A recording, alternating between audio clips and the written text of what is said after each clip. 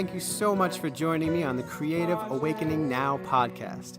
I'm your host, David Matters, and I'm here to bring you stories, interviews, and insights relating to the topics of creativity, inspiration, and practice. My intention is to connect with other people who employ a heart-centered approach to the artistic process and to share this profoundly inspiring content with anyone who cares to hear it. I hope you enjoy. This is a dream, and a dream is never the same. My guest this week was Tashi Mannox. Tashi is a name representative of both Eastern and Western artistic disciplines.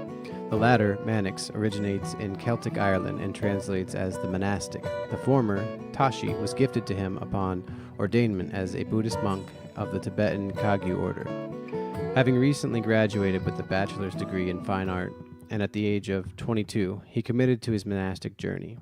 For the next 17 years as a monk, Tashi apprenticed under the direction of a master of Tibetan art, Sherab Palden Beru. Part of his training was in the elaborate art of temple decoration, which is the traditional hub for the Tibetan arts and its deep symbolism.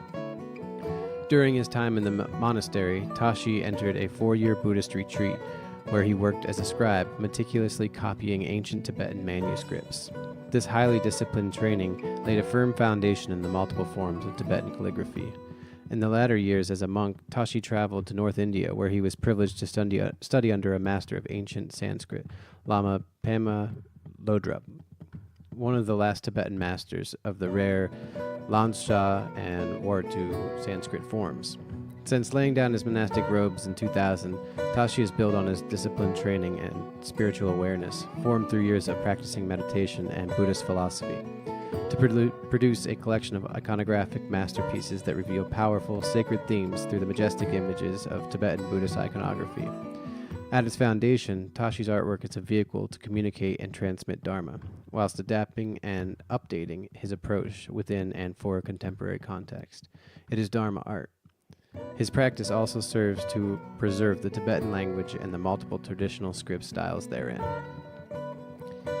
And this interview was really, really great. It was such a treat. I've been following Tashi's work for a while online, and I don't even know when I came upon it, but I just loved it immediately. The script style, this calligraphy, it's so beautiful, it's so simple, and everything that it stands for and represents, and everything it evokes in you is just such a wonderful thing. And Tashi's a super cool guy, just really easy to talk to, and lighthearted, good humor, and he's got a real firm grasp of the Dharma of through his Buddhist practices, and obviously his art is very mature. He's been doing it for a long time, so this was a really great conversation that we had, and I wish it was a video conversation just so we could see some more of his artwork, but you can go online, and I'll have links up in the show notes so you guys can go check it out. Definitely do that, and check him out on Instagram because he's got all kinds of great stuff going on there. And I hope you guys enjoy this. Definitely check out his work. Please also go and check out my work at creativeawakeningnow.com. You can check out all my writing stuff there, my published work, some of my music from my band Life Like Water.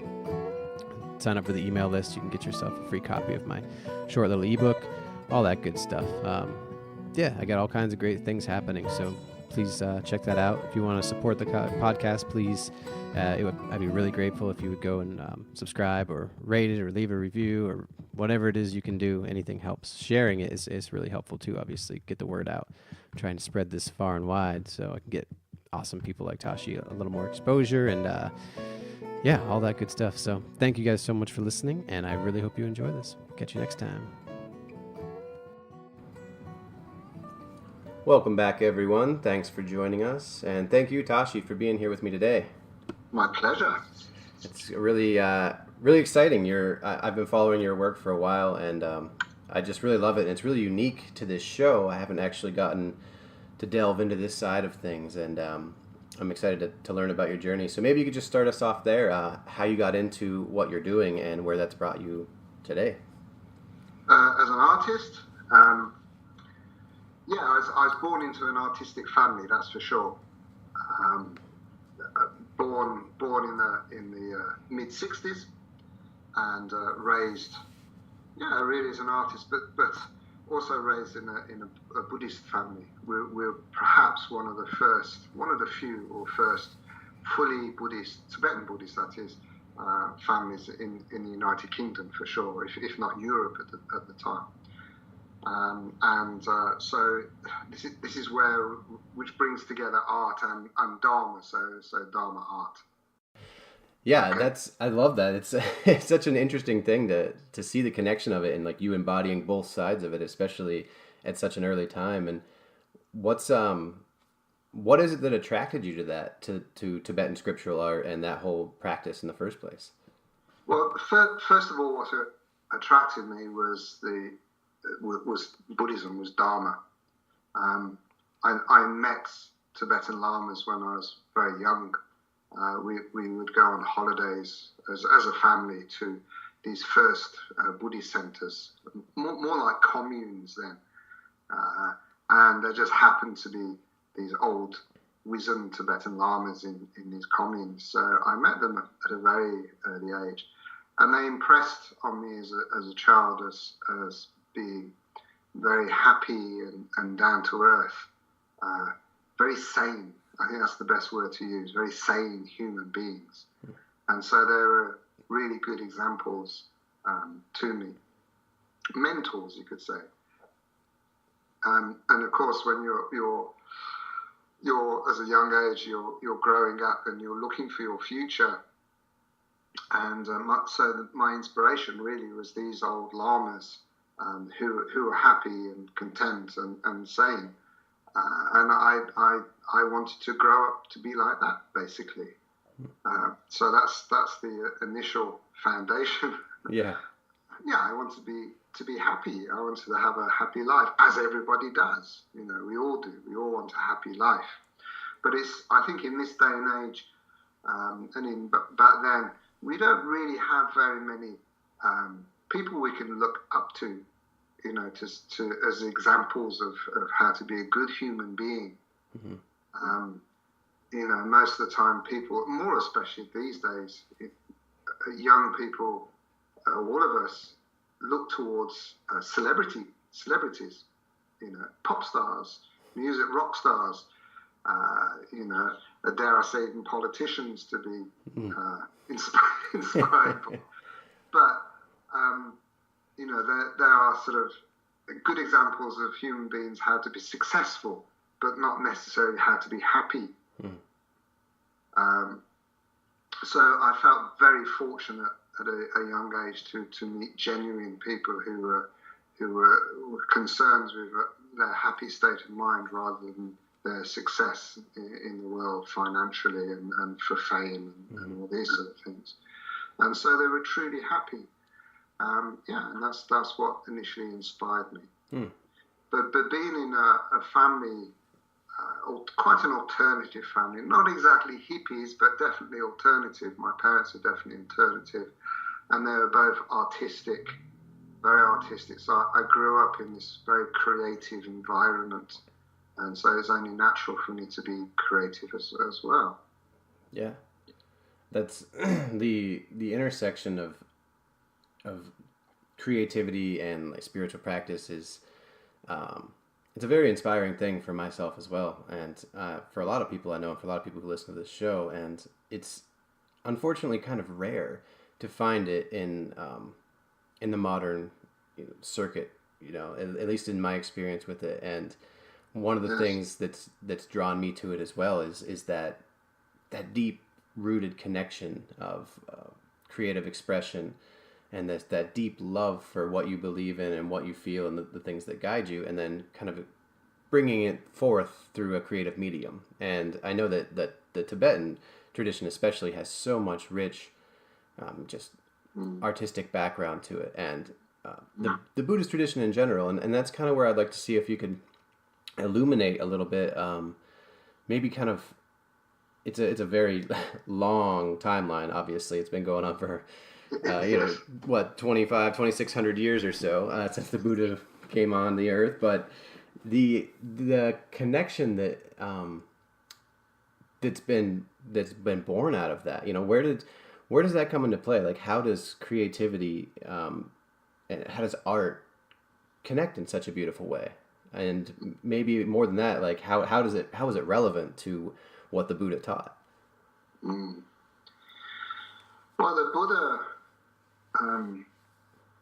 let's think now. I mean, the Buddha really, there wasn't, at the time of the Buddha, there wasn't so much of an art scene, you could say. Yeah. And the how Buddhism was portrayed was not an image of a Buddha as such, or a statue, or whatever. It was just his footprints in stone, and this was the first sort of iconography you could say. But we need art to inspire us, to connect us to what is spiritual or what is divine, or in this way. We need art to spark our imagination, and really to give a window into this sacred world, away from our normal mundane world, or not away from it, you could say, to demonstrate that it's here already, actually. And art has played this role, not just for Buddhism, but for most all world religions. There's always been this celebration of the sacred, through artistic means. Mm-hmm. And for example, with a Tibetan monastery, a Tibetan temple, in a landscape which is potentially quite stark, huge mountains. It's not it's fantastically, iconically beautiful, handsome, you could say, but it's not a pretty little landscape, is it? And so your monastery that's built within there is full of colour, rich iconography, which is very inspiring and you could say to honour, to represent the rich wisdoms and teachings of the Buddhist traditions. In the same way, in Europe, with the cathedrals, and they were built to inspire, to uplift your heart. Put these lofty cathedrals, high and vaulted ceilings, puts yourself closer to God, you could say, godliness. And in a similar way, the Tibetan iconography or the Buddhist iconography plays a similar role. Mm. But there's a little more to it than that as well, is that talking on a personal level, when creating the artwork, it's the process of creativity that really interests me. Mm. And this process of putting to one side your own ego, your own wants and desires, your own hopes that it's going to look, this artwork's going to look beautiful, or one's hopes that everyone's going to like it and therefore like you for creating it. So put all that aside, and your fears as well. Those are your hopes. So put aside your fears as well, fears of failure or fears of not creating something quite so nice. You have to have a very open state of mind, and without that expectation, without that fear, then you're putting yourself closer to what's sacred. And when you are able to paint or compose music or whatever creative medium you may have, from a pure, untainted state of mind or heart, then whoever listens to that music or sees that art connects them to the same sacred, pure state of mind. And this is the job that's the true meaning, I think, of Dharma art. Is art that communicates something pure, and this is what we call beautiful. That brings on to the next big question: what is beauty? What makes something beautiful? It's not just because it's pretty and pretty colours and the repeated pattern or whatever like that. It's because there's something else there. When we talk about calligraphy, when we see good calligraphy sings at you. You can see that the person who created that calligraphy was ease of mind, not only talented with their hands so they can move beautifully and gracefully, but also free of their heart. Then they've let go and they're flowing. They have this flow of creativity that's in touch with more the ultimate, and that's what makes beauty. And when we see something, that's the reason why we go, oh, that's beautiful. Isn't that beautiful? Isn't that a beautiful piece of music? Because it's putting you in touch with something more greater than yourself, or more pure, or away from the normal confusions that we have in our life. With the ego, with trying too hard, this is when you get artistic block, isn't it? Because you're trying too hard. You're trying to be something that you're not. You're trying, and it's the trying, is that sort of effort of grasping that blocks you from having that creative flow. What is creative flow? It's a freedom, isn't it? Creative flow is a freedom. And as I said, when you're able to create something with that freedom, that pure freedom, then whoever sees or hears that you've created is freed themselves. And that's Dharma art. That's a beautiful explanation. You said so much great stuff there. I'm trying to decide where I want to go, because you touched on so many things that I was curious about. And I can say as well, for Buddhist iconography is its role, the art within Buddhism, and the same as other traditions as well, is to maintain those traditions. So a Buddha is painted in a certain way by certain proportions, and the proportions come from an enlightened mind. They're sacred proportions, so that we follow this tradition. The tradition is actually quite strict. One would think that having strict proportions and strict sort of rules and laws of how things are created would inhibit freedom. But actually, if you learn them, it actually makes more freedom.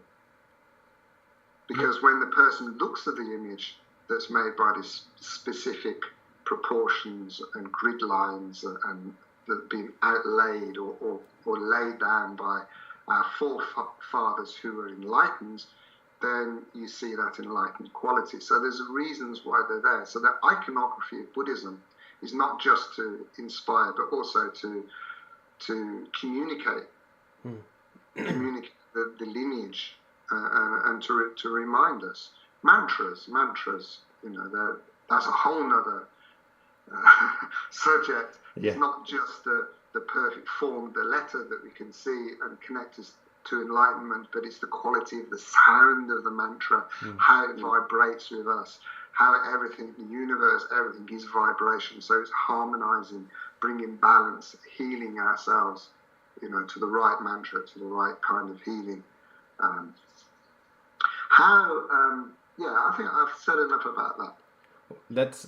I've never heard anyone talk about sacred proportions. That's such an interesting way to put it, and it actually kind of illuminates a lot for me. And so a couple of things that you touched on that really stood out is talking about calligraphy and talking about, because obviously that's a large part of what you do in the Tibetan tradition, but it's also in the tradition that I practice and in the Zen tradition.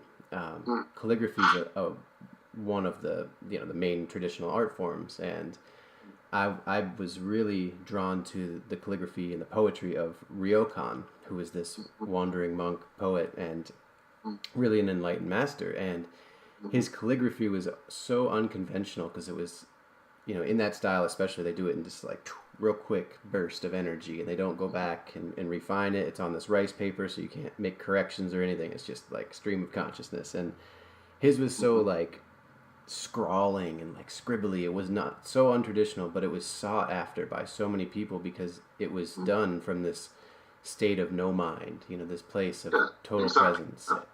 And when you talked about this, the whole idea of beauty and what makes things beautiful, and there's this sense of space that really stands out to me, especially in that style. Exactly, yes. And in your work that I love so much, it's like this big piece of paper, and then there's just this one symbol, this one word, or a mantra in a circle or whatever it is, and there's so much space that really draws the attention to that. And in the Tibetan form, is that, when you say sacred proportions, is that kind of part of that? It is in a way, yes, it is.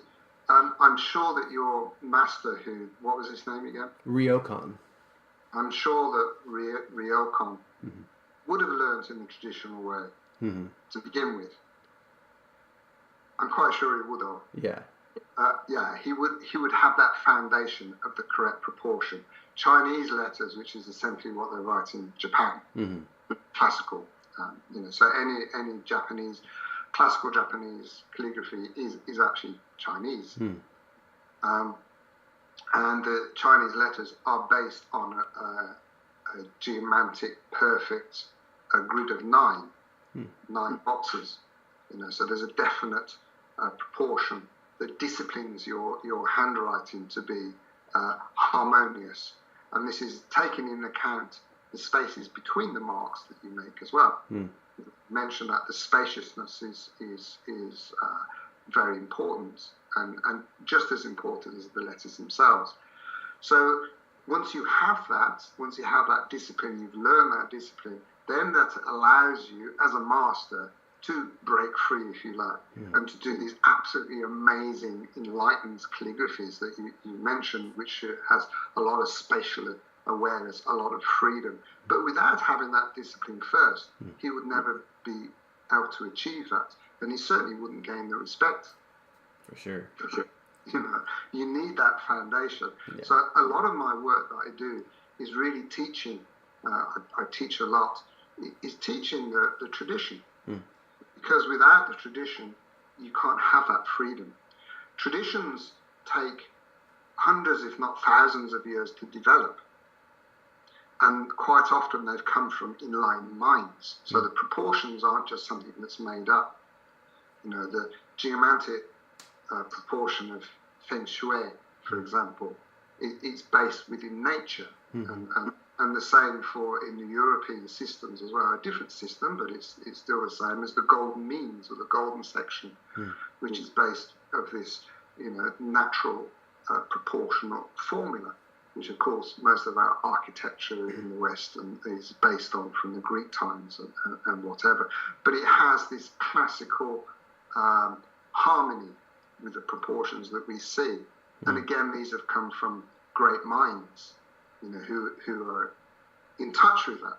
So this is what I mean by proportion. And the Buddha taught about proportion, about how the Buddha image is to be depicted.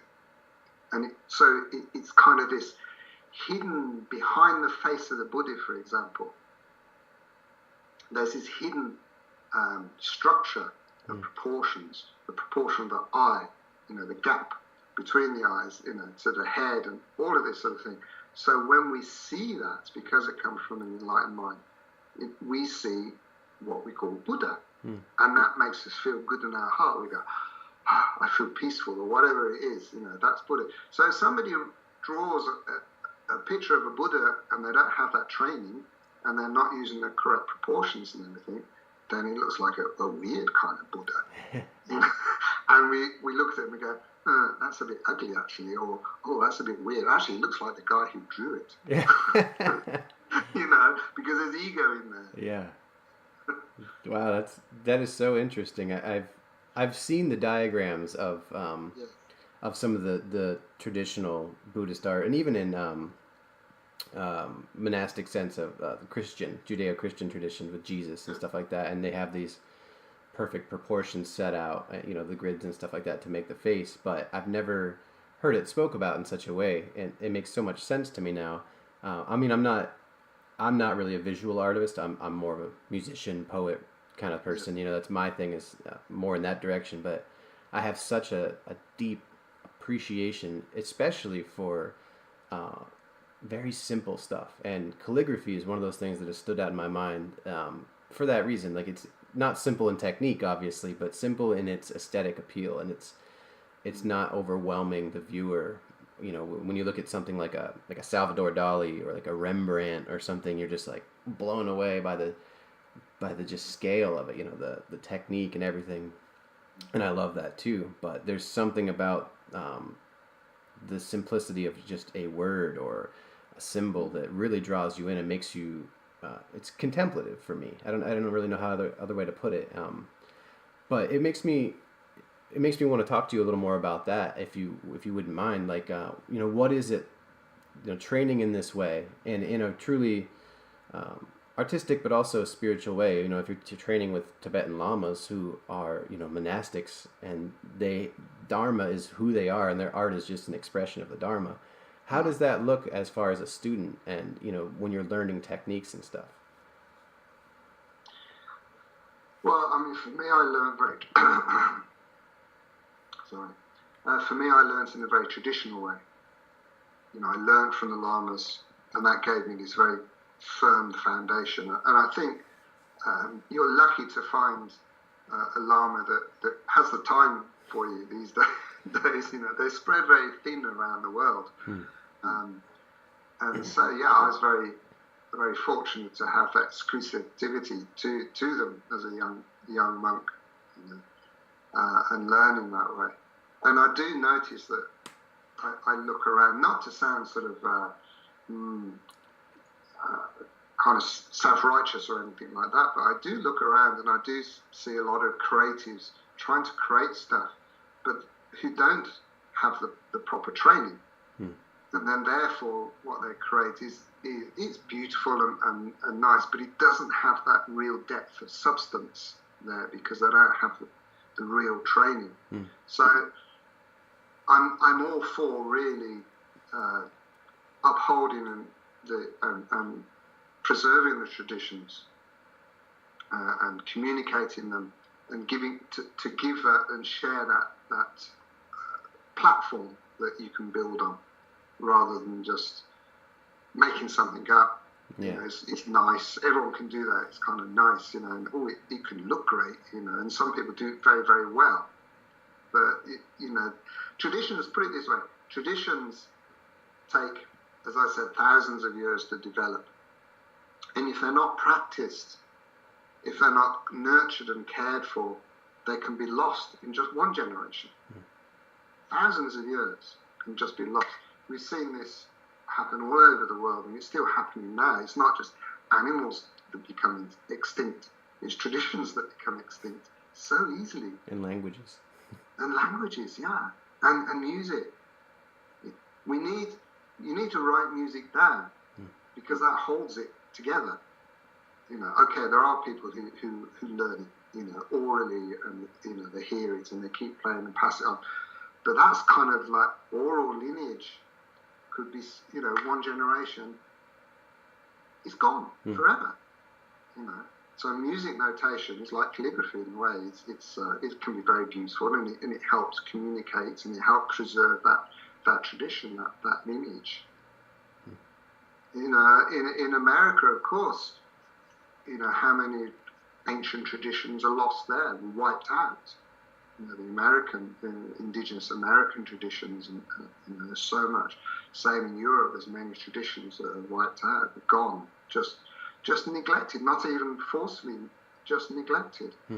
So when we have a tradition such as Tibetan Buddhist traditions and calligraphy and others around the world, then we really have to nurture those and really have to learn it properly and pass it on properly. You know, to keep going. Us humans are brilliant at this. You know, we're really, really good. You know, we're good at creating them.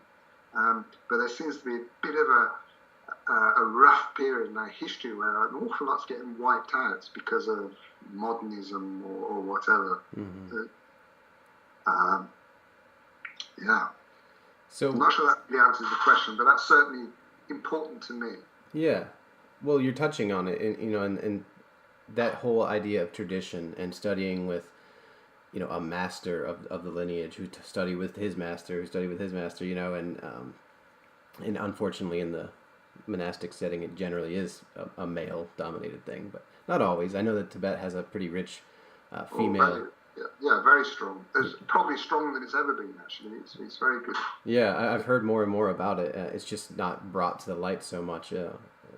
And the artistic community is, it's an interesting thing with sacred art, quote unquote sacred art in that way. But so when you were studying, did you say that you were a monastic or that you were just studying? Yes. I became a monk at 21 years old. Oh, okay. And I left my studies in the fine arts and went straight into being a monk. Wow. I was told to be a monk. It kind of let me off the hook, really. So when you're finishing your education, university, then you've got to start worrying what you're going to do for the rest of your life. What's your career going to be? Yeah. That's hugely stressful for a lot of young folks, isn't it? Yeah. So when I was told, well, you should be a monk, it's like, whew, I don't have to worry about that. I don't have to worry about, what am I going to do in my life? It was all set out for me, which is great. And if you're completely submitted to that, which I was, I completely embraced it. And then it was very easy for me. And I was an avid learner. I wanted to learn as much as possible, and Tibetan Buddhism is very rich in the arts, not just in painting, but musically as well. And as a fully trained monk, you have to learn a lot of ceremonial stuff. There's a lot you have to work. You need to learn. Lama dancing, and a fully trained monk has as many as 9 different hats that they wear. Which represents this and represents that. There's all this music, there's the ritual, all the different meditation practices and visualization practices. It's incredibly rich. There's a lot to learn.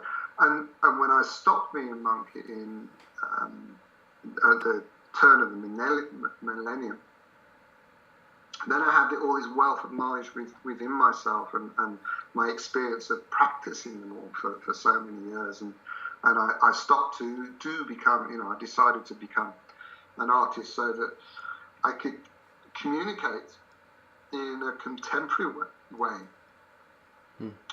to everybody, not just within the Buddhist communities, but within the contemporary art world, communicate these wisdoms, if you like, these Buddhist wisdoms and magic. Not to fool people, not that sort of magic, but that sacred magic, to share that, because I had a lot of magic in my childhood and being brought up in Buddhist circles and with these lamas. I witnessed true miracles and amazing things. And I noticed in this, especially in this day and age, is that people don't believe anymore. They don't have so much magic in their life. Kind of sad, really. Kids don't. They don't have so much magic. So part of my motivation for doing my artwork and having exhibitions and this sort of thing, part of my motivation is really to share a bit of magic. I love that.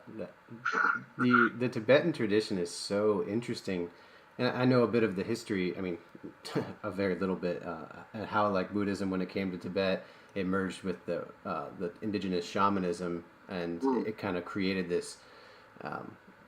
It's obviously Buddhism, but it's rooted with this like ancient feel to it, and I love the culture behind it and the like that sense of magic. It's an interesting concept, especially in the Western world, that people kind of see as like flighty and woo woo or whatever, and I don't think that that's what you're talking about. I think it's so much more practical. Yeah, it's more practical. I think in the West here we tend to get the wrong end of the stick. What is sacred and what is magic and all of that. It's kind of barking up the wrong tree, really. What happened in Tibet, really, as you touched on there, is that when Buddhism arrived into Tibet, there was already, a strong you could say, local religion that respected the lay of the land and taught you how to be, to live in harmony with your environment. So that means respect to your environment and what to do in the countryside and animals and all this sort of thing. And this sort of, I would call it natural law. American Indians had natural law. All these ancient cultures have natural law of how to be a human being with Mother Earth. Now, Buddhism taught you a bit more than that. It taught you actually to become enlightened, because although you may be in harmony with Mother Earth throws up tricks, doesn't it? Yeah. It throws up famine or floods or whatever like that. Now, if you don't have a spiritual outlook, then it's pretty upsetting what happens. Yeah. And you suffer, So although natural law, how to live in harmony with planet Earth, is good, it doesn't give the full answer.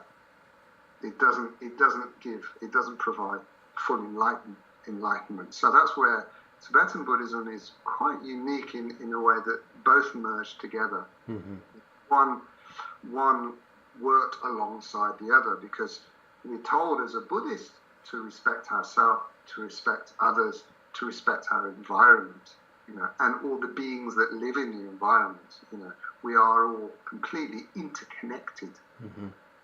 And the problem, as we know, I'm getting kind of political now, the problem with our planet now, with us now, is that we're all disconnected. We want to build walls. We want to segregate. We want to send people back to their country where they came from and not allow this, we've always been stepping on each other's doorsteps, for thousands and thousands of years, and learning from each other and benefiting from each other. But, the opposite is happening. We're not respecting our country. We haven't been respecting. We're panicking now because we realise we should do, because otherwise we're all going to drown. Sea levels are going to rise. No laughing matter, but, we're having to pull our socks up quite quick. But definitely, Tibetan Buddhism not only teaches you Dharma, the Buddha's teaching, but also through Tibetanism teaches you how to be, a civil human being in harmony with you on the planet. That's, the first thing you started talking about, that seeing these lamas and seeing how happy they were, and just seeing that sense of peace, and, being attracted to that first and foremost above anything else is just, I want to be happy, and like having a role model in that way, having a wisdom tradition, having elders that you can see that, like, oh, that is actually like a natural thing. That's something that I can have too.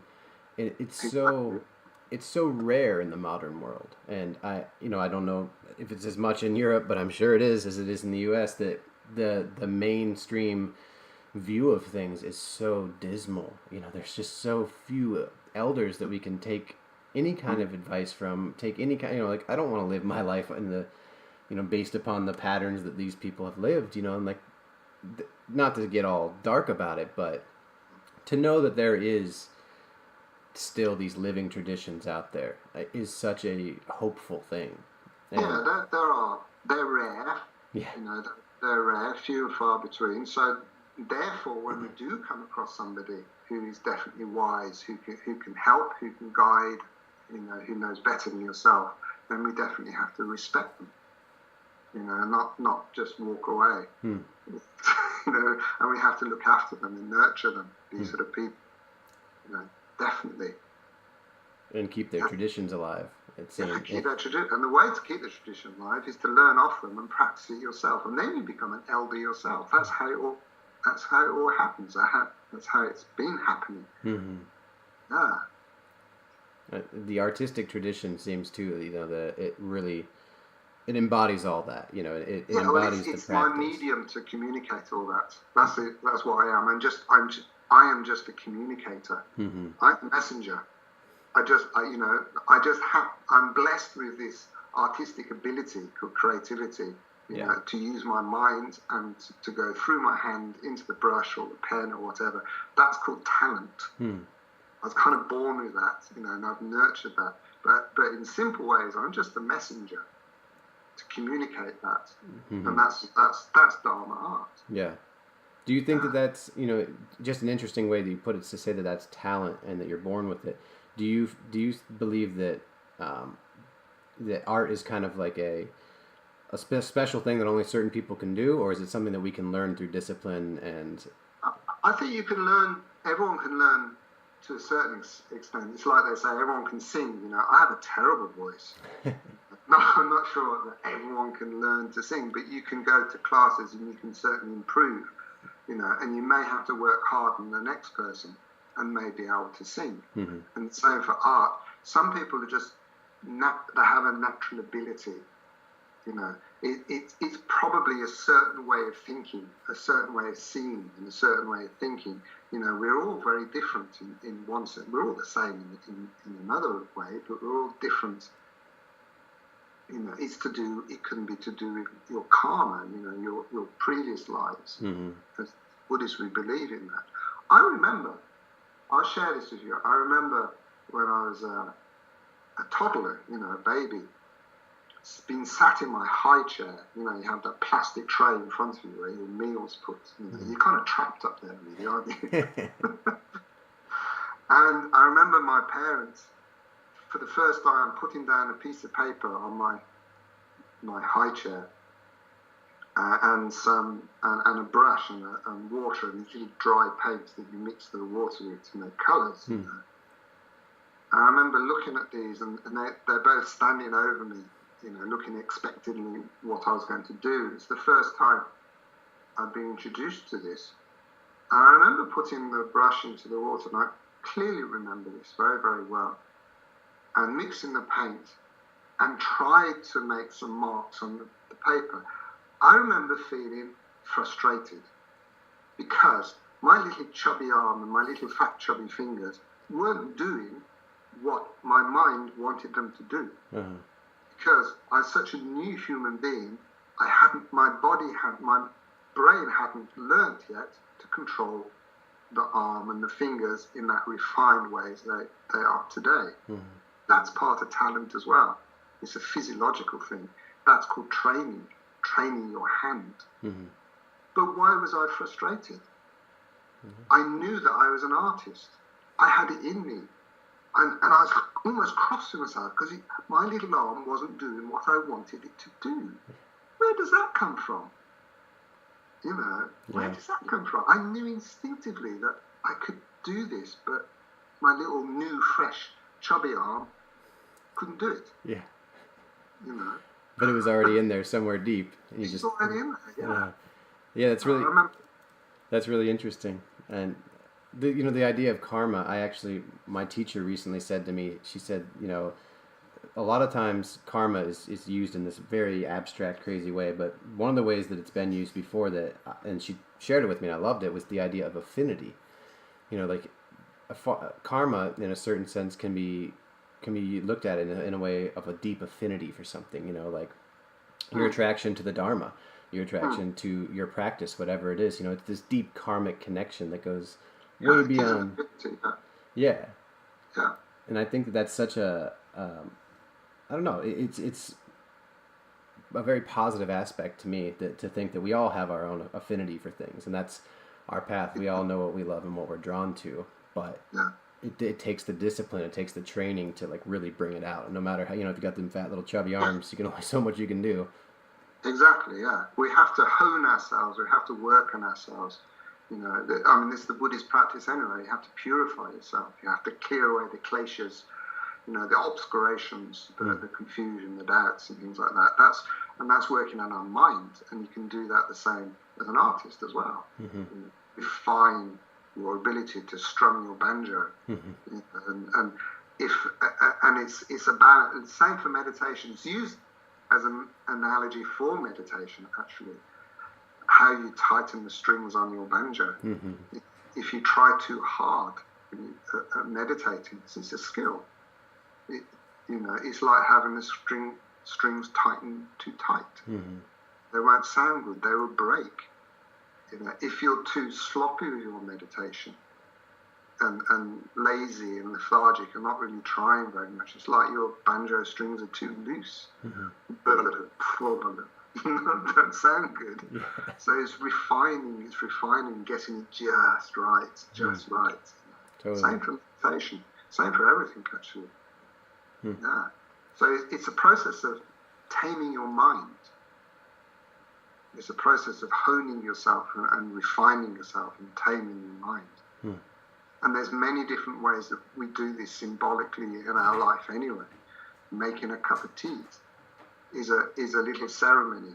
You have to be mindful to do that, don't you? Yeah. Japanese have taken it to a great art, to an absolute different extreme. Yeah. But you have to tame the mind, and you can use anything in your life to enable you to go forward, to do that. Anything, you can use anything. So this is what we can call meditation in action. Awareness. Yeah. Thank you for that. That's such a nice thing to remember with all practices. And I know we're getting down there, and I know you're very busy, and I want to be mindful of that. So I just want to say, one last thing I want to ask you is if, yes. I always like to try and get just like a final word, like a little nugget of wisdom. And if there's anyone out there listening and interested in this path, whether it's visual arts or others, but especially like in the Dharma art, someone that's spent so much time immersed in creativity and Dharma practice, do you have any advice for people, or just common bit of wisdom? I think there's a danger of, as I said before, trying too hard. Try not to be too serious, but be sincere. Realize the difference between the two. You can be very sincere about something, so that means more that you're committed with your heart, rather than serious as you're committed with your head. Define distinction. Yeah, but it makes all the difference. Yeah, well, that's great. Thank you. Well, I really appreciate you coming on. This has been a real treat for me. And I know, obviously, you're in the UK, and you were in Tibet, and you were... I did recently in Bhutan. Bhutan, that's where you were. Yeah. Kind of travel. I am in the States sometimes. I seem to have some sort of connection with New York and New York State. Done a few things there. I will be back in the States. They're always trying to get me to come over to the other coast. Nice. San Francisco and all of that, but nobody's quite got it together to organise that for me yet. Nice. I can't do it all by myself, of course. I am busy working at the moment on a book to be published on Tibetan calligraphy. If anyone's interested in learning the proper way of Tibetan calligraphy, very useful golden key to all these Dharma, all these wisdoms in Tibetan, and also for any practitioner of Tibetan Buddhism to know how to write the mantras and the seed syllables is a very, very excellent aid for your visualization, the clarity of your visualization.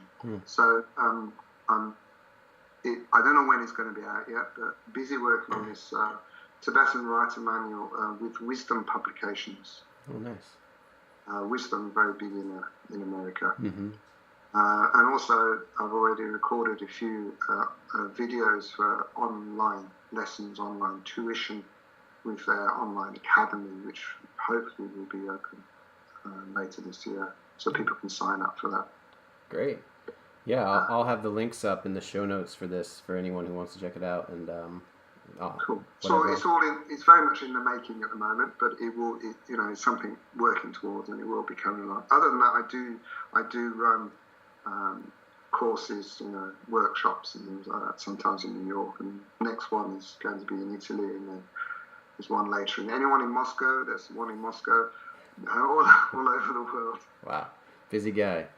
Well, I do really appreciate you taking the time out of your crazy traveling and working and teaching and all that, and talking to me. It's been a treat, like I said. So a great pleasure to share with you.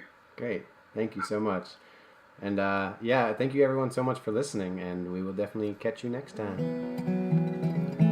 Gathering lessons